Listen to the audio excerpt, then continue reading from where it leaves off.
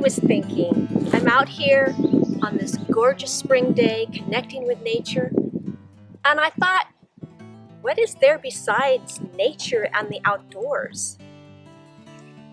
Let me explain. There's this huge thing that happens when you spend time out in nature. Nature seems to intuitively draw you inward the more you connect with her. And you begin to discover, you experience that there is much more going on the inside of you than the outside of you. It's like Doctor Who's call box. The blue one, the TARDIS. It's bigger on the inside. It's much more than what first meets your eyes. And then there's, dare I bring it up? Yes, UFOs. Is this whole UFO thing bigger on the inside too? No. I don't mean inside the actual spaceship. I'm talking about the thousands of ET experiencers and contactees around the world that have reported and experienced so much more in the realms of high strangeness and otherworldly phenomena than perhaps the UFO sightings alone. Is there much more going on here than what meets your eyes? What is happening here that is perhaps beyond UFOs? Recent global academic research was conducted on this topic by an organization called FREE. Their research findings revealed the answers to these questions and much more. And their findings are quite surprising. In just a few minutes, Pete and I are meeting online with Ray Hernandez, a co-founder of FREE, to talk about this research and what's going on beyond UFOs. Please come join us.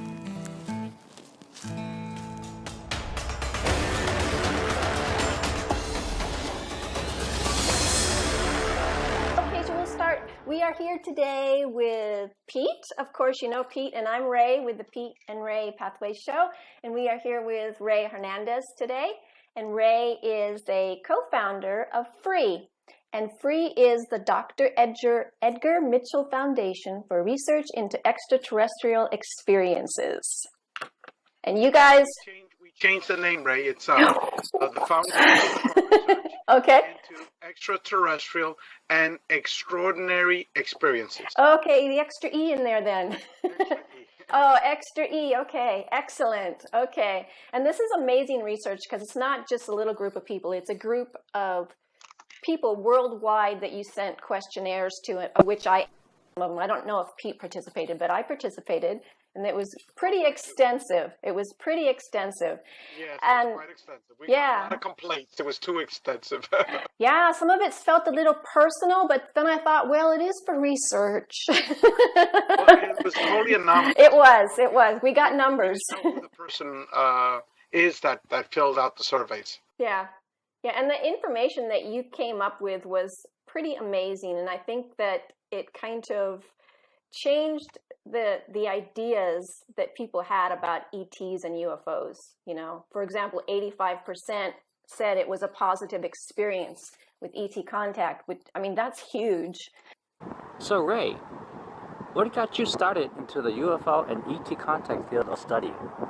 Yeah, just as a foundation, I had a major experience together with my wife in our living room on March the 4th of 2012.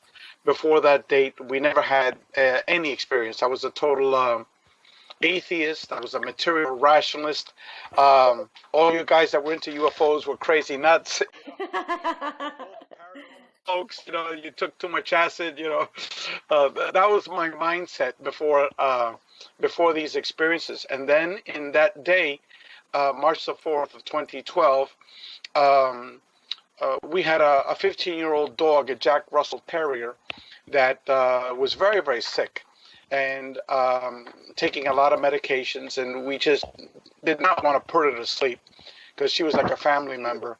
And then one night she became paralyzed, totally paralyzed. We called our vet. We explained what observations were, and what he told us was that she probably had a cerebral hemorrhage, a stroke, and that he would open up his office the next day to put her to sleep. And so then my wife was born and raised in Mexico, was praying all night for an angel to intervene. Okay, and that's exactly what happened the next day. At 6 o'clock in the morning, we woke Wow. up. We checked the dog out. She was still totally paralyzed, so I went back to bed. My wife carried her down the stairs, and then what she saw in the middle of the living room was like a little UFO craft, floating 4 feet off the ground. It was about 2 feet wide by 3 feet in height. It looked like an upside down U, the letter U, Uh-huh. except it was metallic. It was silverish in color with two little green lights in it. And then my wife immediately, those are my angels. And she started, Modern day angels. angels, that's what I call them. Yeah. And then she started praying, and then these two lights started flickering, and they beamed like a laser beam on her. And at that point, she started to call me, not because she was scared, but she wanted me to see her angels as well. And so after like a minute of her calling me down and me ignoring her, she went upstairs, ran upstairs. She physically hauled me out of bed. And you got to see this. Says, what is it? What is it? You got to see this. And I was like, she woke me up Sunday morning at 6 o'clock. That's a sleeping beauty time. Yeah. So she pulled me out of bed. I go downstairs. I thought she had seen a cockroach or something like that. We don't have any cockroaches in our house, but maybe it was something like that. And so when I got downstairs, she was in front of me, like maybe 2 steps ahead of me going down the stairs. All of a sudden, she disappears. The dog disappears right in front of me. And immediately there was mind controlled. And it's difficult for someone to understand this, Uh-huh. so especially someone who hasn't experienced anything close to this. It was all of a sudden like you're in a reality that you're like conscious and half conscious, that you know what's going on, but yet something took over your mind. Okay, and I totally didn't care that my wife disappeared, that my dog disappeared from me, and then around all of my periphery was all dark, very very dark. I could only zoom into one little corner of the living room. It was like the rest was all black, and then in that one little corner was what I now call an energy being. It was rectangular in shape, but it didn't have any outside edges because it was pure energy, roughly 2 feet wide by 1.5 feet in height, sort of like a mirage in the desert that you see things floating like that, okay? Uh-huh. Multicolored, numerous colors floating all around in there, semi-translucent. And then I just stared at it, like just staring at it. And then all of a sudden, I waved my hand at it, and I said, BS. This junk that she got for this crap, It was total mind control. Total mind control. And then all of a sudden, I turned around. I said, bullshit, And then I turned around, walked up the stairs. I went to bed. Right up at the ceiling, and then I was knocked out. Oh my gosh. 45 minutes late, and I know it's 45 minutes later because when I got downstairs, I saw the clock. I woke up, but then I was fully conscious. I was like, what the, what, just happened. And I ran downstairs, and then my wife, poof, all of a sudden materializes again, and and she's celebrating in the living room, saying, "The angel cured her, the angel cured her, the angel cured her." And the dog was running all over the living room, but not like the old lady that she was before. Now she was like a teenager. She was running and jumping. Before she became paralyzed, she was like an old lady with arthritis. She Yeah. walk, very gingerly because she was in pain. She could not run. She could not jump. All of a sudden, she was like a teenager. And all of a sudden, in my head, it was like an atom bomb exploded in my head. Both of my wife's stories and my story, we couldn't have this. We didn't see the same thing. Because I found out 6 months later when I finally called MUFON after like our third major experience, right? I found out that there was this organization called MUFON. Right. I called them, they came, and then this lady from MUFON said, "Look, what your wife had is missing time." I had no idea what it was, She was gone for 45 minutes and she didn't know, where she was. And you just went upstairs and went back to bed, huh? For 6 months, I didn't know why I did that. Yeah. And it wasn't until 6 months later when I playfully called down a UFO craft. Well, let me update you what happened after that. My wife and I had two totally different stories. For my wife, she had gone downstairs. She looked down. Our dog started running around the living room, and she started to celebrate. But what happened to those 45 minutes? Okay. Yeah. And then she obviously didn't see what I saw because she wasn't there in the living room. Okay, she was gone. Yeah. And I didn't see what she saw because I was already upstairs sleeping. It was later that she called me. Probably better so you wouldn't panic. Yeah. Correct. You were taken care of. It was like, listen, kid, we got some work to do. Yeah, you just go back to bed. More than a minute. Give us some time. We're going to put you back to sleep. We'll wake you up when you're ready. It was that type of a thing. Exactly. But Yeah. what happened was that about 2 months later, our dog woke up at 3 o'clock in the morning and barking and barking and barking. So my wife then said maybe she wants to go to the bathroom. And then she went downstairs, and then the dog didn't want to go through the back door. She was jumping on the front door. Our dog never did this unless we had a chain and we were going out in the car or going out for a walk, But she was jumping on the front door. So this is what my wife told me because I was asleep. So then she opened up the front door. She went downstairs with her. And then after a minute, she looked up and there was a huge, gigantic UFO.